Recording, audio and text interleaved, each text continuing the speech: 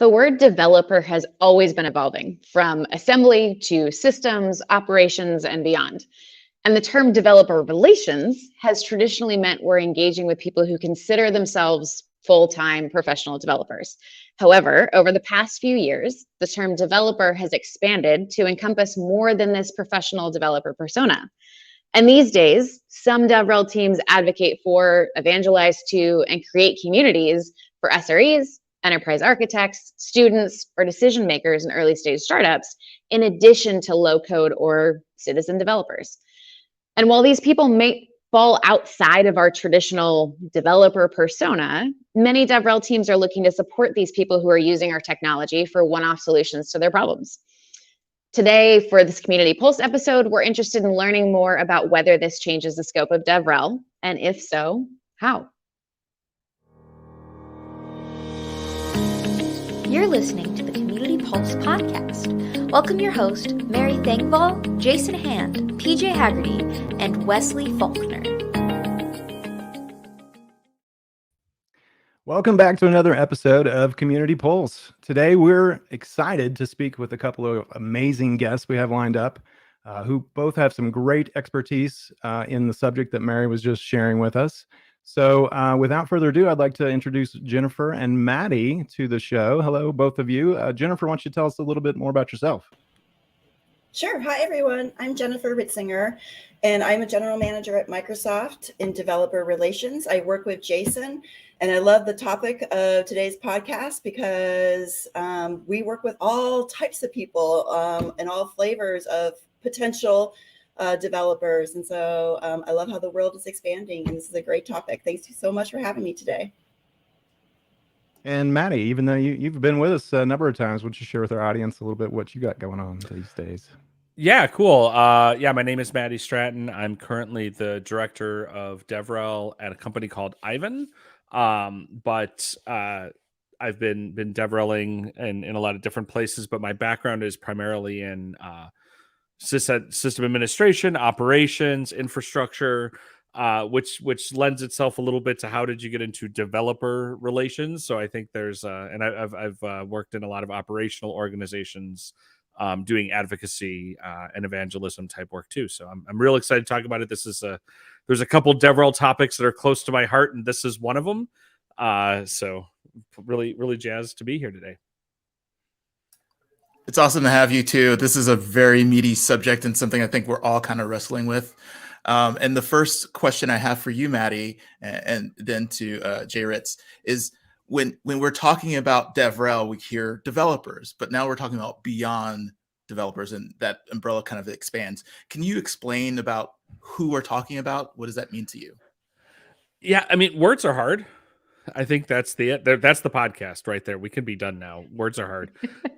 It's funny because this is a lot like DevOps, right? Like where DevOps was a shortcut to make a point, and then lo and behold, there's nuance to it. And just like DevOps is not just about developers and ops people, it's about a larger zeitgeist. But we still call it that way, and then everybody thinks that's what it means. We use the word developer in DevRel, I think, to shortcut to mean technical professional that's building something. And nobody solves this problem really well in terms of names, right? Like Amazon, they call them, the term is builder, right? You know, they say, okay, we're builders, we're whatever. You could say, I mean engineer, but maybe it's not engineers. And there's places engineer means a thing or whatever. I think it's... To me, when I think about DevRel that is not specific about software developers, it's about someone who is using your product or technology to further their own thing that they're creating, right? The thing that they're building. Again, builders is close, but then you could make the argument and say, like, well, what about people in marketing operations? Do they need advocate? Like, you know, everybody, like, isn't that customer success? Isn't that whatever? So we tend to think of it as a more technical builder, I think, when we're talking about that. And that's again a description that's rife with gatekeeping and not every, what do we mean by technical?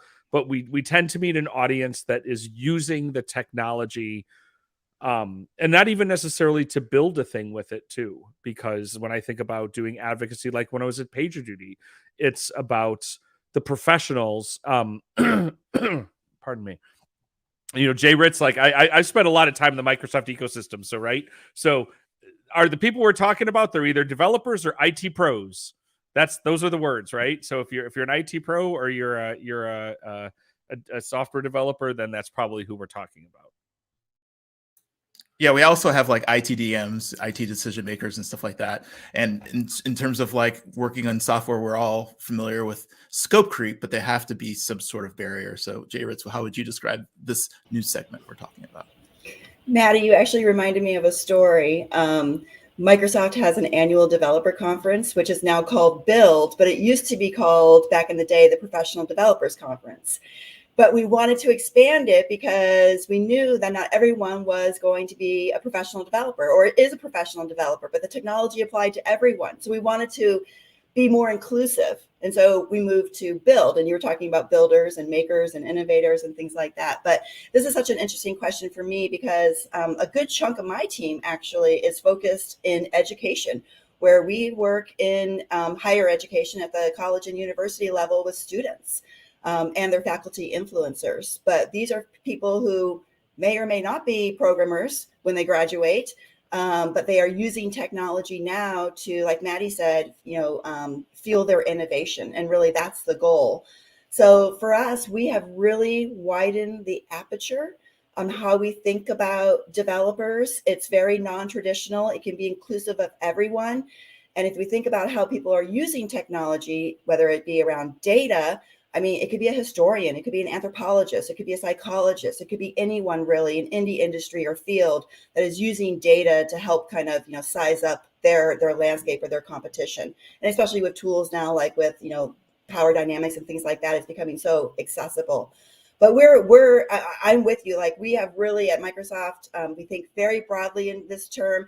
I'm with everyone. Like, what is that good term that is a catch-all? Because developer relations, is sometimes not the most inclusive term, but we really are thinking about everyone. And if we have when we put out our content and we do our shows and our videos and our events, everyone is welcome. And I think that's actually one of the silver linings of the pandemic, is that as we think about like our large efforts, like these big developer conferences, we've been able to go online. We've made them free. We've become so much more inclusive over the last, 2 or 3 years since the height of the pandemic in 2020, which is also widening the net and including so much more people into this world of technology, which is so exciting.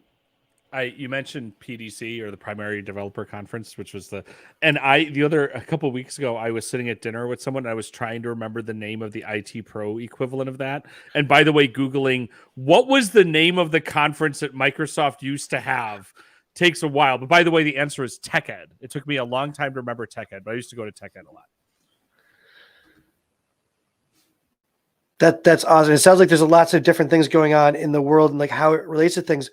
One question I would have, and this is something that's come up in a few conversations I've had about this, what would you consider the difference when we look at DevRel for developers and basic software education, where we're educating end users? Like, is there a difference there, or is this something that actually overlaps? And I guess the secondary, the corollary there is, if it's software education, is software education DevRel?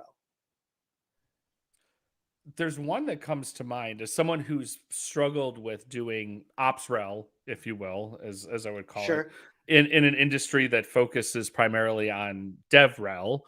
A lot of the practices we have, especially around measurement and success, assume an API, for example, right? When like how do you look at, if you're looking at something that's not about a commercial conversion, right? Like that's easy enough if you're saying like, okay, whether or not somebody paid you money or not, but that's not necessarily where we focus on in DevRel. We're thinking about adoption. You go to stuff and it's like, well, it's really easy. Just like, did you do this thing and was the API consumed more? Or how many people are using the API and doing whatever? And I'm like, I work at PagerDuty, yo, right? Like that's not a thing. We don't do it that way. It's how do you, so seeing impact is harder because I think a lot of, I've seen this too, is a lot of the work in OpsRel is behavioral procedural versus technical in terms of the adoption, right? And it's an interesting thing where I've spent a fair amount of my DevRel career doing more OpsRel, and now I'm running a team that is much more developer focused. We have ICP, and ICP is not Insane Clown Posse, it's Ideal Customer Profile, but we have personas that are more software engineering focused. Thank you for that clarification. That was super yes, important. it's very important. But it's been interesting to me because I've worked for places where a lot of times when you look at this optional stuff, it's transformative, right? Like what you have to do for people to understand your product and why they want to use it, they have to think differently about how they work completely. So the type of work you're doing is a much more awareness and, to use a term that I hate to use in public, thought leader stuff. And by the way, I hate the term, but come up with a better one. That's what I used to say. My boss at PagerDuty, I'd say, don't use that term. He says, what should I say instead? I say, I don't know, just not that. And then we just decided it was just fine as long as you never said it in public. I get squirmy with thought leader too, but what about subject matter expert? You know what? The term that I always liked, and I actually did steal this from Alex Solomon, who's the PagerDuty founder, and it's in Mary's book in my little blurb. I use the term drive the state of the art forward. Right. So we're moving the state of the art forward. So it is subject matter expert, but it's more about it is subject matter expertise. It's transformative. The difference is you can be a subject matter expert in like writing Python. But that's not the type of, you never say you're a Python thought leader. I don't know. Someone's out there. Well, I know. I think where you're going is what we experienced at DevOps Days events and a lot of the old O'Reilly events is it's the people on stage aren't usually showing a demo. They're actually trying to change how you approach solving a problem. They're like solutions, gurus rather than let me show you the 5 lines of code you're missing. Yeah. Wait, so can we go back a second? Did Mary wrote a book? Oh. Page 6, I think, is where I'm.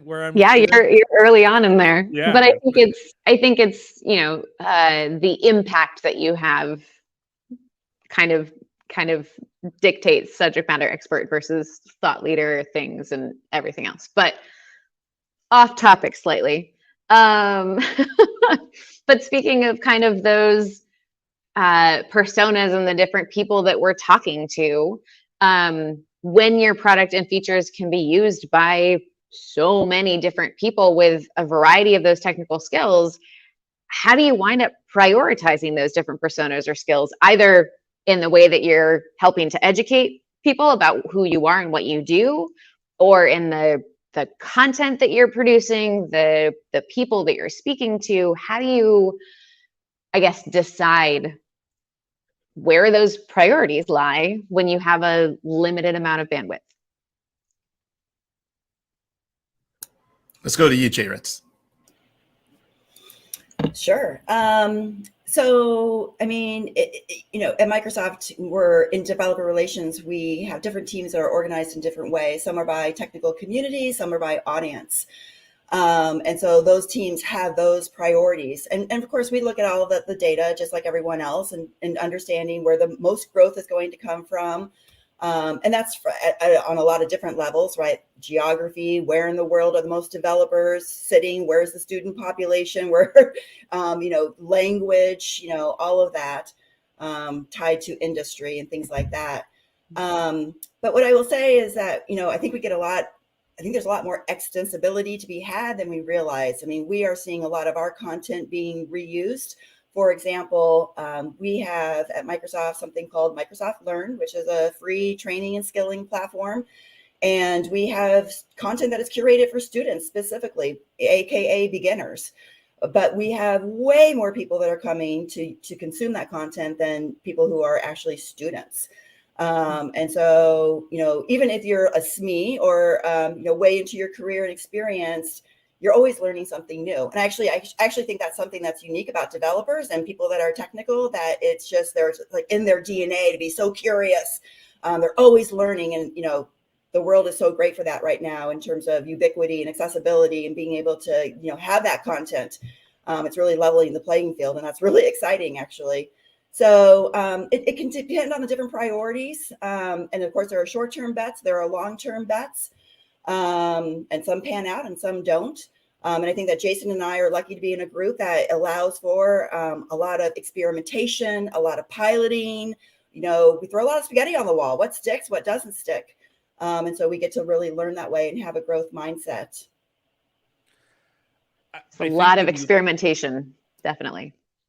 That's actually that's a separate thing about one of the things that's really nice with DevRel is that our experimentation is relatively low calorie compared to other things. So like if we're trying to figure out, and this is a slightly off topic, but just to illustrate the thing, right? Like if I'm sitting there trying to figure out, should we partner with Datadog, let's say, right? And like our ISV group or our biz dev group, our partner group, like doing an actual partnership with someone else is a lot of work. You have to build an integration. You have all this stuff, and you might not even know if it makes any sense. You know what takes almost no effort?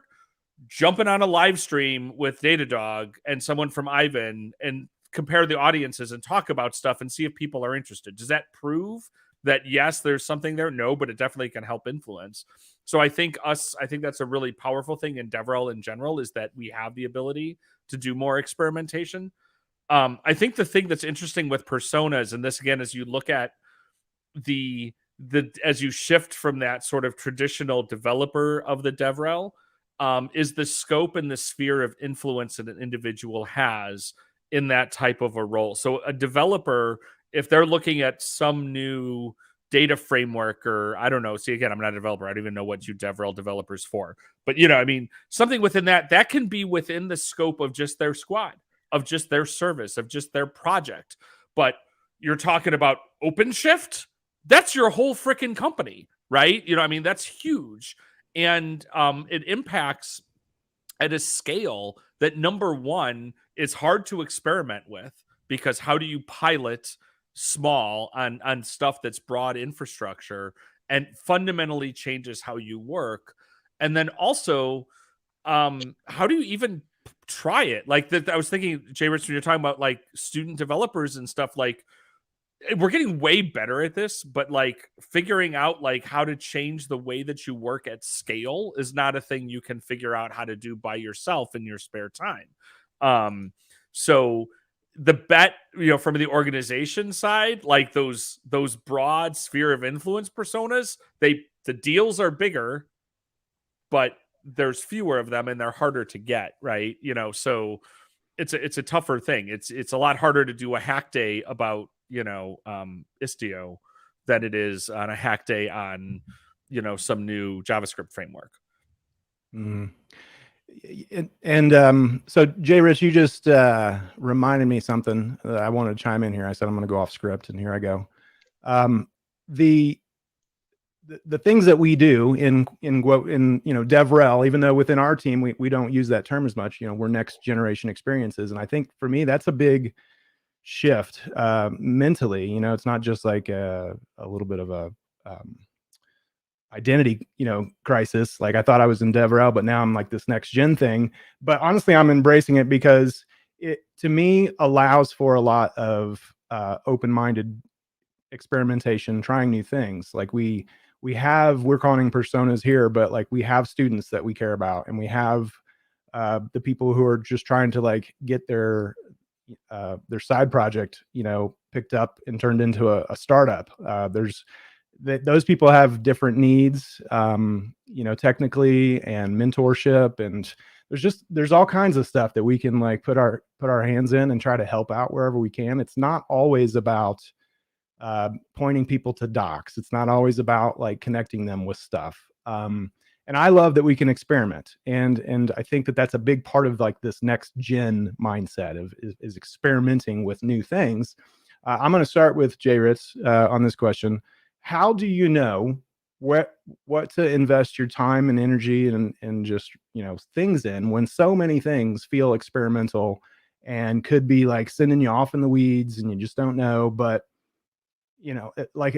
on one hand, it seems like you have to do that. You have to go try some things out that you've never done just to see what opportunities are there. And then, but you also know that it could be a dead end. And it just feels, with so much limited time, and you don't always want to be constantly learning from mistakes. How do you decide? I don't know if there's a great quick shorter version of that, but like with so many experiments we could be doing, how do you prioritize where to put that investment? That's a great question. And also, that's interesting, Jason, that you don't think about being in DevRel, because our team name is Next Generation Experiences, but I think of us as being in developer relations because what we do is DevRel. So that's just interesting. But you make a good point. We are Next Generation Experiences, and that means we are so much more than learning, than like docs and training content. We are giving experiences. We have all the influencer and ambassador programs on our team. And so they're activating for us all over the world, or with us all over the world. It takes, you got to move people beyond the one dimension, and you have to like give them memorable experiences. You have to have some emotion as part of that, to really connect and to really build, hopefully, some lifelong affinity. And so it's so much more than just documentation.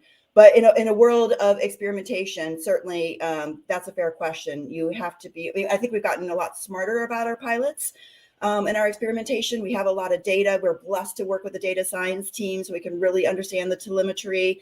But we don't just, we can't, just experiment all day long. And at some point you got to call it too. But obviously, we focus on markets that are really important. We focus on where we're seeing a lot of growth, like we're doing a lot of things right now with the group that runs Power Platform, and just that whole low code population. We feel like that is just untapped, and there's so much there that we could bring to the table. Some of it is more moonshots, things that probably aren't going to really realize into a full kind of execution, go-to-market mode for maybe 3-4 years. But we're kind of testing the waters, throwing the rock into the pond and seeing what the ripple effect is like. But some things are much more immediate and much shorter term, and have to kind of go into implementation within just a few months. And so I would say our focus today is really kind of focused on where the most growth is coming from, really understanding kind of what I like to say is kind of the top of the funnel, as you think about a very broad funnel that starts to kind of narrow as you send people through the ranks as they level up and, achievements become unlocked. It does become a smaller pool. So really looking at what, responds to the most people, where we can affect the most change is where, we're focused at right now. I think, like everything, it depends. It's very situational, both based upon where the market is at and the size of your organization. Things are very different at an organization like Microsoft than they would be at Ivan or even smaller places. The way I'm looking at it right now, we're going into a downturn. And so there's a lot less moonshots. There's a lot less long bets. Like you need to focus on the things that will have a more immediate payoff.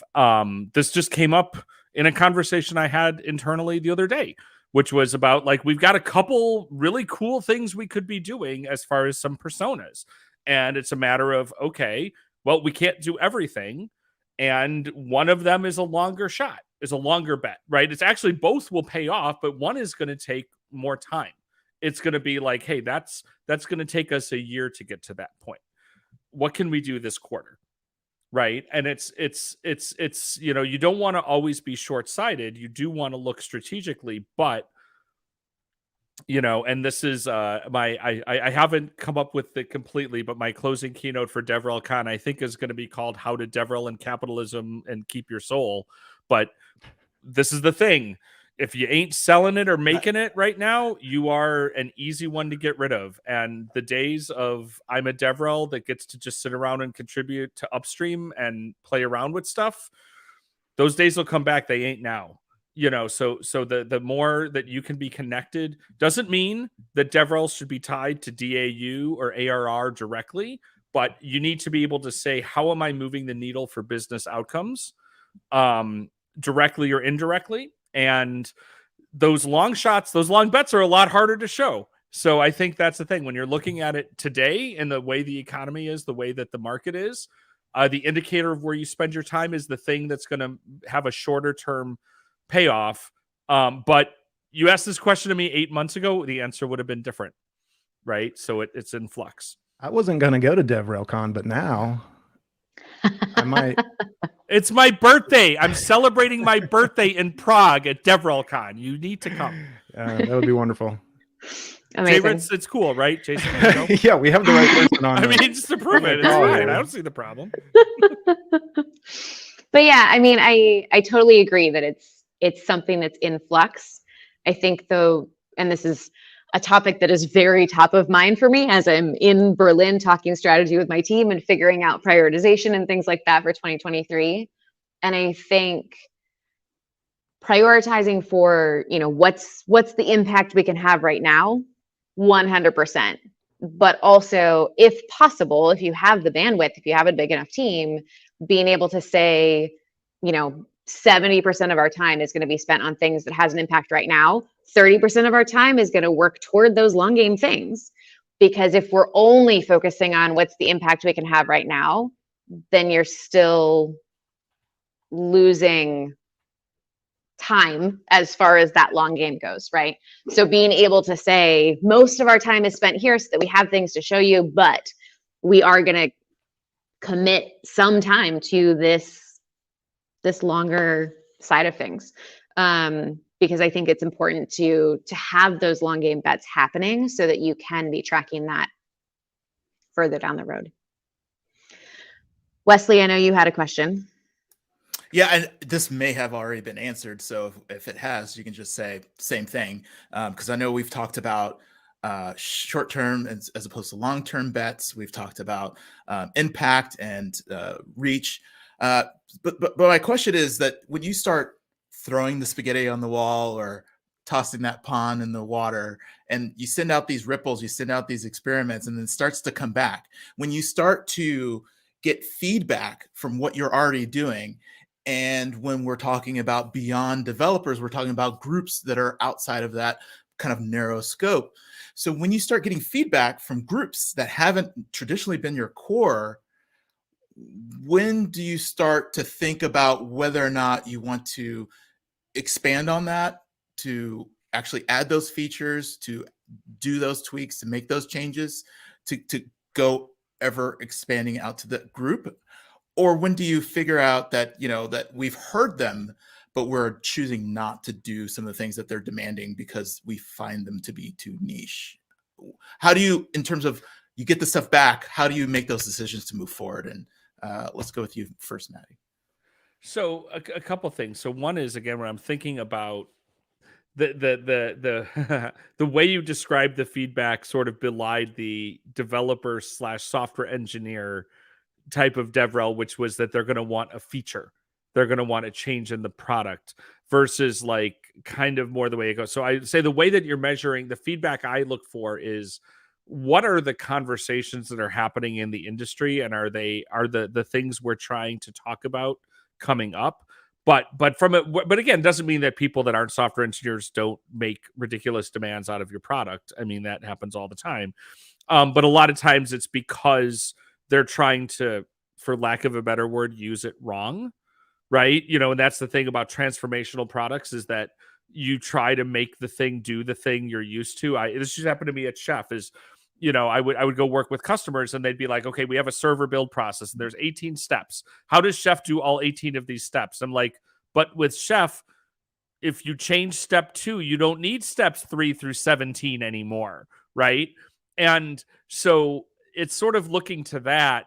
The other way is, this is true of any feedback. I'm going to attribute it to Jessie Frizzell, but I think she took it from someone else. But it's sort of the maintainer credo, which is no is temporary, yes is forever, right? So when you get these requests that come in, just because you say no, it could be no can mean not now, or with some changes. Once it's yes, it's there. And there's a lot of cases, and this actually starts, this is a whole other product problem, when you have the customer that's got a big enough deal with you that you will take their BS and put it into your product, and now you have to deal with it. And sometime we can talk about why I indirectly was responsible for a whole bunch of engineers at Chef having to certify Chef Server on SUSE because that's what Ford Motor Company demanded, and our CEO's dad As worked long at as long Ford. as you don't name names. Yeah, go ahead. Yeah, I'll name the names all over the place on that one. That's fine. And I apologize to all of the Urchef engineers that had to do that. It was my deal. That how hard could it be? Right. Well, now because of that, for indefinitely, every Chef server release had to be tested on SUSE. Right. So that's sort of the trade-off is you're saying, okay, if we do this, and that's the kind of thing that I feel like you hit more of those weird edge cases in like OpsRel because everybody's a little different and they have their weird way, and every snowflake has 6 sides. So it's a lot of like, okay, you get that feedback. And I guess to quickly, more succinctly answer your question is look at it and say, is this something that you really need, or can I change how you're doing this? Because maybe you don't need steps 3 through 17 actually. Yeah, for me, I would say, first of all, I'm not in the product group. So we influence the product group, but I'm not actually the product builder. And so I don't want to speak for them in terms of their prioritization. But obviously, we have to be smart about how we synthesize the feedback and develop relations to the product group, because we can't just throw all the feedback at them. And so, for us, when I think about it with my team, how we're going to do that, we think about centers of gravity. Where is it really starting to percolate? And, there is a difference between Maddie, to your point, if there's a problem with the point of sale solution at Walmart, that probably is a bit more urgent than some of the feedback that we're getting from students. But students are equally important. Scott Guthrie will say that students are beginners and their first impressions of our product is a lifetime experience. So it better be good. But we definitely partner with research. We look at the research coming out of McKinsey or Boston Consulting or Gartner or whomever. What are the groundswells? Where is the industry really heading? Let's skate to the puck. For example, data. It's not just data scientists. There's going to be millions of data analysts. What can we do to help? Because we have a story there. We actually have a value prop there. So, that is going to be something that the product groups are going to be looking at. So, mirroring the feedback with where there's real pockets of movement and impact, and and validating that with the third parties. That's why we look at the research. It's not just our perspectives. I mean, my bias from speaking of all the developers I speak to would be very limited. What is it in aggregate from someone objectively studying the industry and the potential? So that's how we kind of focus the prioritization.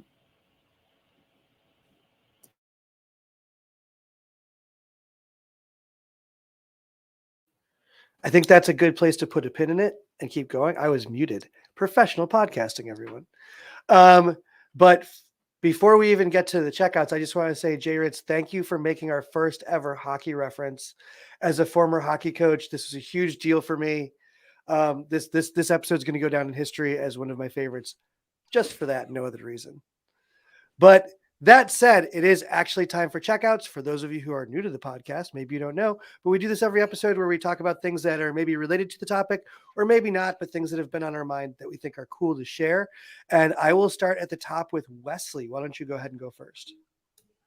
Okay, so sometimes we travel to Berlin or wherever, but we might need to edit on the go. So right now, LumaFusion is really great for video editing. If you have to do that, if you're making clips on the go with a tablet. Usually they had it on iOS for a very long time, but right now they're doing a beta on Android and also Chromebooks.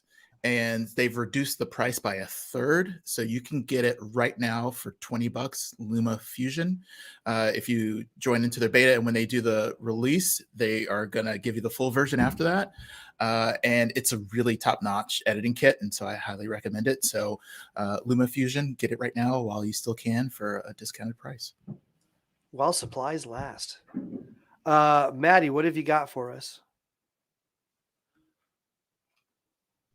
I have a couple things. The first one is a website, or it's not really a website. Everything's a website, right? it's a tool that's both it's an open source and decentralized tool for managing key authentication, or actually authorization or authenticity, called Key Oxide. So if you're familiar with Keybase, and we all loved Keybase till they pissed us off for some reason. Zoom bought them. Yes, that's right. They were bought by Zoom. So Key Oxide is not owned by any one person. It's a pretty cool way to be able to just sort of say you are who you say you are, or more to the fact, this person and this person are the same person. So, so if you go to my Key Oxide page, you can see that, yes, this Mastodon profile is the same person as this Twitter profile, is this GitHub profile. So that's keyoxide.org. Another one, I've been listening to Dave Grohl's audiobook of The Storyteller, which is Dave Grohl of Foo Fighters and Nirvana fame. And he reads the book, and it's fascinating. And I especially love all the stories that he tells of being on the road, and also how, he grew up and was exposed to punk by, his Chicago area cousin who was super cool and all of that. And if you know me, you know that if it's at all connected to Chicago in a story, I will enjoy it. And then finally, just a silly thing. My dopey kids got me playing Fall Guys with them, which is kind of a silly game, but it's a lot of fun. And if you're not a hardcore gamer like me, this is probably right up your alley for something you can play with people and not have to be super smart about.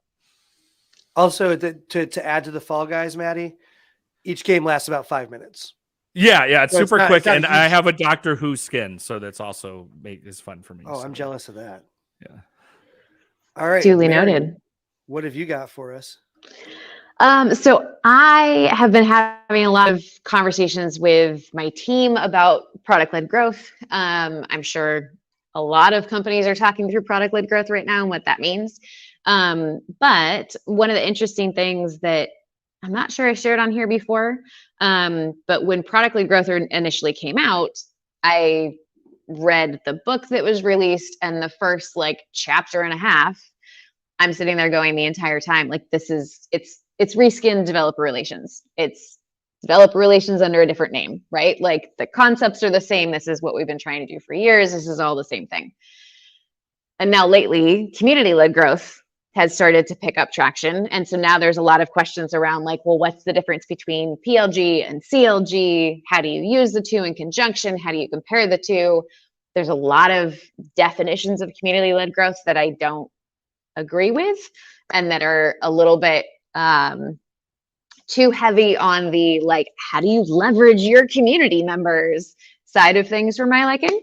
But there's a blog post put out by Common Room recently that talks about how to use those two together, which is great because it's showing how they are complementary, how you can use them together, what to kind of talk through with your leadership, your management, to help them understand why it's not opposing forces, but complementary forces, which has been really helpful for kind of explaining to my team as well as other people throughout the company what our viewpoint is, why we're tending to prioritize certain things over others, and how we're going about making those decisions. So if anyone else is kind of entering that PLG, CLG world and trying to figure out what it looks like, that's great. Turns out there's also sorry? I was going to say another plug for DevRelCon. There's a talk at DevRelCon about this. So Exactly. So looking forward to that. Daniel Bryant is apparently giving a talk about that. So that'll be interesting to catch the recording. I won't person. But yeah, looking forward to more content as people figure out kind of how these work together and what the future holds. Awesome. Jay Ritz, what have you got for us? Okay, I'm going to take a little bit of a left turn here and tell you about a class I took in October. I'm a big Halloween fan. I don't know if you're familiar with Atlas Obscura. If you like anything kind of weird and strange, like I do, they offer a lot of cool online courses. But I just took one around Hollywood special effects about how to make monsters and how to make people look beat up and things like that. And it was really interesting. It's such a fascinating craft and art, and the attention to detail and how they layer a bruise, what comes out of the skin when you tear the skin, the liquid they have to replicate to make it look realistic. It was just fascinating. I have no intention of doing this. I don't do makeup or anything like that, but I was just interested in it. And that for me is something that has been another silver lining of the pandemic, is all of the online learning availability. And I've been taking so many different courses, like, I'm interested in Foley, like I'm interested in what do Foley artists do and things like that. And artists like from Spain that paint with wine. I mean, just all sorts of interesting, cool, creative stuff. But yeah, I'm a big Halloween freak. I got that 12-foot skeleton from Home Depot. It's out here on my porch. It's so heavy, it'll be up the entire year. But yeah, that was Put a Christmas hat on it. I was just I going to say, will. I've seen a lot of people taking those skeletons and kind of doing now the skeleton's decorating the house for Christmas. And yeah, I think with something like at that scale, we always talk about scale. We don't think about decorative scale. Jason, what do you Yes, got, sir. buddy? Yeah, so I just actually added a few more to my list because everybody else gave me some good ideas. But first and foremost, I wanted to share, just because this is what I'm personally working on a lot through work, is YouTube Shorts. Everybody knows YouTube Shorts. It's nothing new per se, but they are doing a lot of changes currently, and really seems like focusing on different functionalities, both in the UI and in the backend analytics. And our team, as Jay Ritz kind of alluded to, we handle a lot of things, and some of the stuff that we do handle is our Microsoft Developer YouTube channel and the stuff that goes on there. So I'm currently experimenting with ways that we can use a lot of the shows and events that we put on and different experiences that we get involved with. How can we surface some of the good material and content that's in those shows, but like maybe at minute 32 that a lot of people on YouTube don't quite get to? How can we bring that clip up front and get that in front of some people, not only to raise the awareness of that show or event and get some views and eyeballs on there, but also just to, I feel as a content creator, all of us have on here creating content. It's sometimes disappointing or disheartening to know that you put a lot of energy into it. And when you look at the metrics, like people just drop off really quickly with video content. And I don't know that that's a solvable problem, but it's something we can take an honest stab at trying to do something about. And this is something we're experimenting with. So far the results are good, and it's fun to be somewhat involved with creating content, even though I'm mostly just kind of taking other people's stuff and making it look a little different. But anyway, you should go check it out. Go to the Microsoft developer channel on YouTube and check out the shorts section. There's a bunch of new ones in there that we've been making. And related to that, we have a lot of different ways and people that get involved with editing them. I've experimented with a tool called CrossClip just to have a better understanding of how someone that's not an editor, who doesn't use Pro Tools or even LumaFusion, like Wesley was talking about, to do some cool stuff. You can just basically give it a URL from a YouTube video and tell it where you want to start clipping, and you can put something together pretty easily and fast. So if anybody's ever looking to make some cross clips, or make some good clips of other content, I would start with CrossClip. And then last, Jennifer, when you just mentioned you're taking some training, I also recently just started some online training through ArtistWorks, which I'm sure I've mentioned on here as a checkout before, because I've been using them for years for different instruments. And I just started mandolin online lessons for that through Sierra Hull, who's amazing mandolin player. So bluegrass. Anyway, those are my 3 checkouts. They're kind of long, sorry, but No worries. top of mind things. The thing that I like is actually there's a lot of resources out there to learn things outside of our regular scope. And a lot of the checkouts have been focused on that. And I think that's awesome.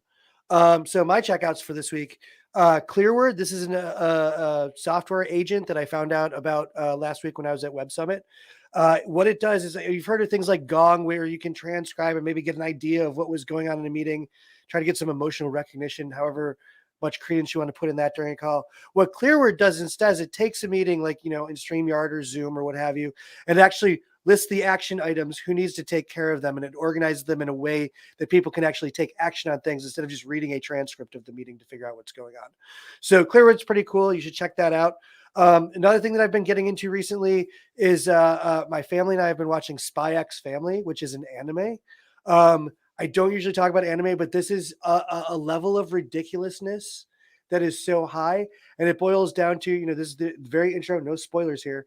There is a spy who is very skilled at what he does. And as part of a mission, he has to be in a family. And what do you do when you're a spy who's lived on your own, relied on your own your own wiles for so long, and suddenly you have a completely random child who is absolutely awesome.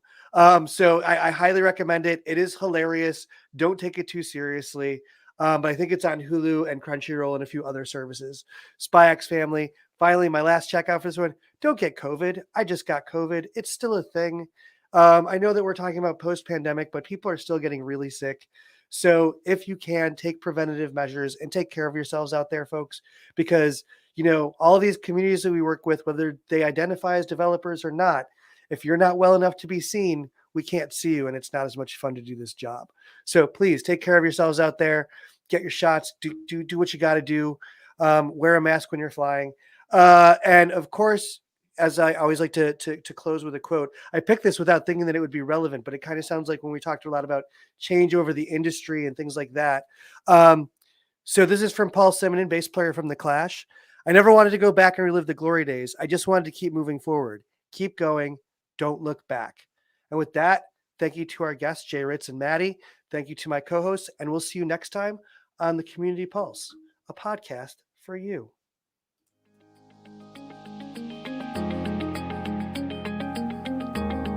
You've been listening to the Community Pulse. Find out more at communitypulse.io, on Twitter at community_pulse, or anywhere you get your favorite podcast. If you've enjoyed this podcast, check out our extra podcast, The After Pulse. Thanks for listening, and we'll see you next time on the